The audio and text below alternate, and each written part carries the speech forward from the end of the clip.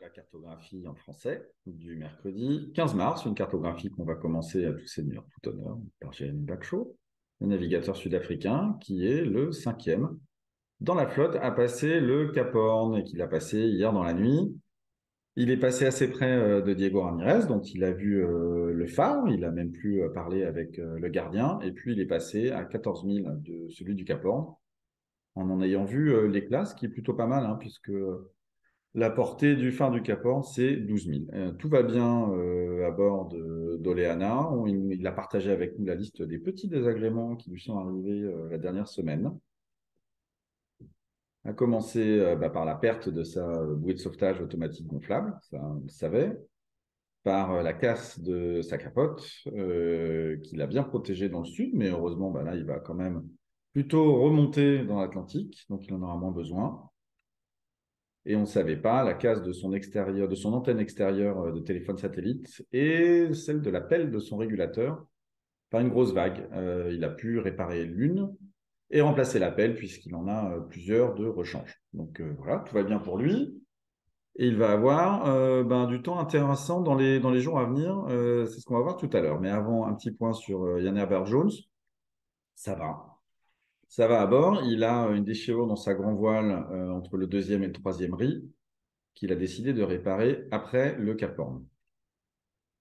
Alors, il fait assez froid là où il est. Et comme il dit lui-même, c'est un peu comme l'hiver en Grande-Bretagne. Ça ne vous tuera pas, mais c'est pas non plus très agréable. Voilà, il n'a pas perdu le sens de la formule, Yann, et il navigue principalement sous trois riz trinquettes, parfois même à sec de toile quand il a trop de vent. Mais Yann, il a plutôt de la chance, puisque là où ses petits camarades se sont quand même fait bien écraser par des dépressions, lui, il a plutôt un temps maniable. Et il aura un temps plus maniable que Jérémy, qui lui va passer dans l'Atlantique, hein. Ça va commencer à partir de demain. Puisqu'on voit là, Jérémy, il prend un petit coup de nord qui se déplace très rapidement vers l'est, donc ça, c'est pas grave. Pendant que Yann, lui, il a toujours du portant. Là, Jérémy en prend une deuxième le 17 mars, alors que pour Yann, eh ben, tout va bien. Et il faut attendre le 19 mars pour qu'il y ait, là, on le voit, hein, un front avec une belle compression autour d'Ushuaïa. Et le 19, voilà, le coup de vent suivant, hein, donc on va se mettre un peu plus loin. Voilà, donc là, il aura dans 4 jours, il fait 100 000 par jour. Il sera à peu près ici, notre ami. Et puis, voilà, mais ce n'est pas non plus énorme, hein. Il a plutôt 35, donc il aura des rafales à 50 et ça ne dure pas longtemps. Ça dure une petite journée, là où ses amis ont passé plusieurs jours, hein, dans des conditions très, très difficiles. Voilà, donc ça, c'était pour la queue de flotte dans le Pacifique. Et dans l'Atlantique, eh bien, qu'est-ce qu'on voit? On va commencer par Michael. Michael, ça se passait plutôt pas mal ce matin. Donc lui, il a très clairement là, décidé de traverser le centre de la dépression pour aller chercher le portant plus à l'est. Ça se passait bien ce matin, puisqu'il a été encore à 3 nœuds de moyenne, hein, il faisait 70 000 jours.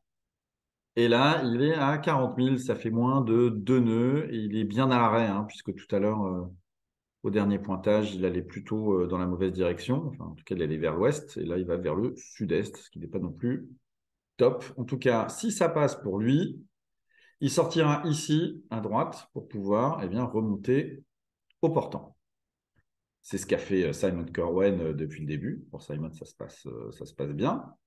Il a le record de vitesse dans l'Atlantique, 158 000. Et rien à signaler pour lui.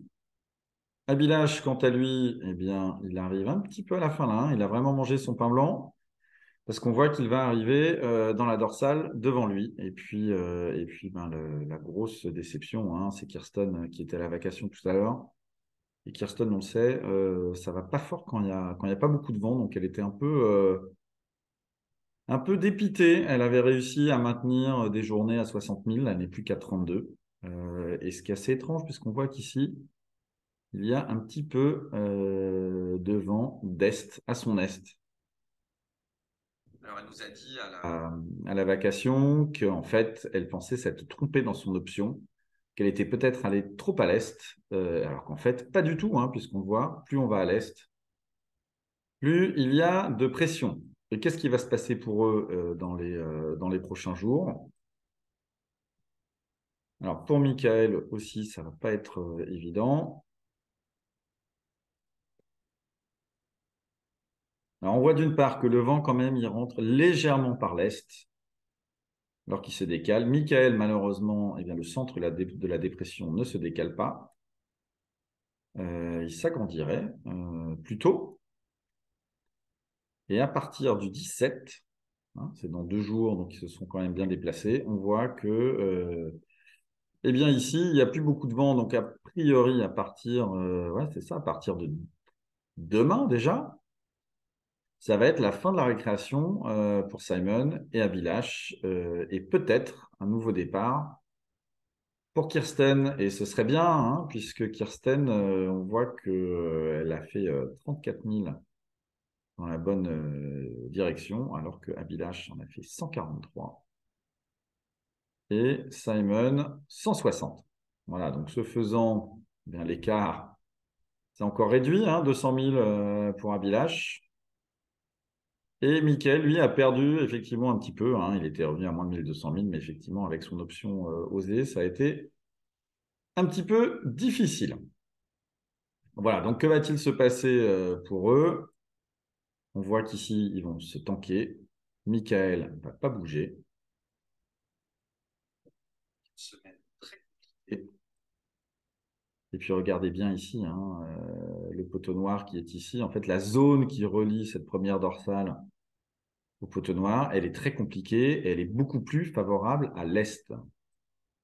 Donc Kirsten, si tu nous entends, n'hésite pas à repartir. Pourquoi? Parce qu'on va le voir. Le vent, il va rentrer par l'est.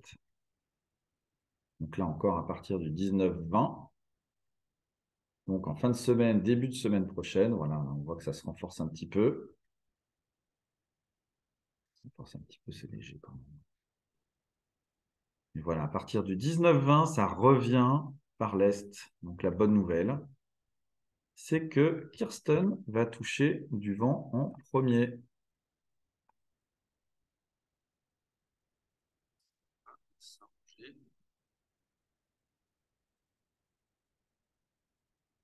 Donc c'est bien Kirsten qui devrait redémarrer en premier, suivi de près par Abilash. Et là, le décalage de Simon va lui coûter un petit peu plus cher, hein, dans le sens où on voit sous les 20 degrés. Ici, il n'y a quand même pas beaucoup de vent. Voilà. Et là, ça revient. Et c'est bien constant à la fois en force et en direction. Et ben pour repartir ici, dans un poteau noir qui a l'air vraiment compliqué et assez large. Donc, la bataille en tête de course n'est pas terminée. Et on va en voir encore pas mal d'actions. Probablement jusqu'ici, aux îles du Cap-Vert. Voilà. Et puis, ce que je voulais vous montrer, eh bien, c'était le TA pour Jan Herbert Jones, le 22 mars au Cap Horn, avec une VMG de un peu plus de 4 nœuds et demi, ce qui est plutôt bien, sachant qu'il a un bateau un petit peu blessé. Et puis, vous dire que eh bien, Yann, qui est le dernier, il a quand même parcouru 70% du parcours, donc il lui reste 30% à faire. Et que devant, Kirsten est sur le point d'avoir parcouru 85%, lui restant 15% pour boucler la boucle. Voilà, c'était la cartographie du mercredi. Et moi, je vous donne rendez-vous vendredi ou samedi. À bientôt. Bonne soirée.